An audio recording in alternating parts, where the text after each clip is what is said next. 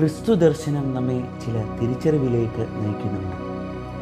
ഏതു മനുഷ്യനെയും പ്രകാശിപ്പിക്കുന്ന സത്യവെളിച്ചം ലോകത്തിലേക്ക് വന്നുകൊണ്ടിരുന്നു. അവൻ ലോകത്തിലുണ്ടായിരുന്നു, ലോകം അവൻ മുഖാന്തരം ഉളവായി, ലോകമോ അവനെ അറിഞ്ഞില്ല.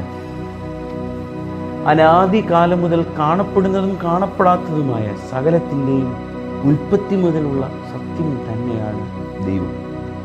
എന്നാൽ വ്യത്യസ്തമായ പരിതസ്ഥിതികൾ കാരണം പ്രകൃതിയുടെ അഥവാ സൃഷ്ടിയുടെ ഭാഗമായ മനുഷ്യൻ ദൈവത്തെ അവനിൽ നിന്നും അകറ്റി ഭയത്തക്കതായ ഒന്നായി ചിത്രീകരിച്ചിരിക്കുന്ന ആ കാലഘട്ടത്താണ് ക്രിസ്തു എന്ന വെളിച്ചം തെളിവാകുന്നത്. ദൈവം സ്നേഹമാണെന്നും ദൈവത്തിൽ നിന്ന് അകന്നു നിൽക്കേണ്ടവർ അല്ല മനുഷ്യരെന്നും ഒരു ഇടയനെ പോലെ, ജീവന്റെ അപ്പം പോലെ, വഴിയും സത്യവും ജീവനും പോലെ എപ്പോഴും നമ്മോട് കൂടെയുള്ള സത്യമാണ്, വെളിച്ചമാണ് ദൈവം. അത്ഭുതങ്ങളെയും അടയാളങ്ങളെയും പറ്റി അനവധി ചിന്തകളുള്ള ഇന്ത്യൻ്റെ മക്കളായ നമുക്കും ദൈവം ഒരു അകന്ന വെളിച്ചമില്ല.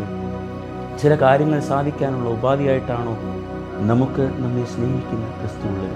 ചോദിച്ചു വാങ്ങാനുള്ള ഇടം അല്ല. നമ്മുടെ ഇടയിൽ തന്നെ ക്രിസ്തു എന്ന സത്യ വെളിച്ചമുണ്ട്, നമ്മിൽ തന്നെ അവനുണ്ട്. ജനനപ്പെരുന്നാളിലേക്കുള്ള ഈ യാത്രയിലെങ്കിലും നമുക്ക് നമ്മിലെ വെളിച്ചം കണ്ടെത്താൻ കഴിയട്ടെ. അതിന് ദൈവം നമ്മെ സഹായിക്കും.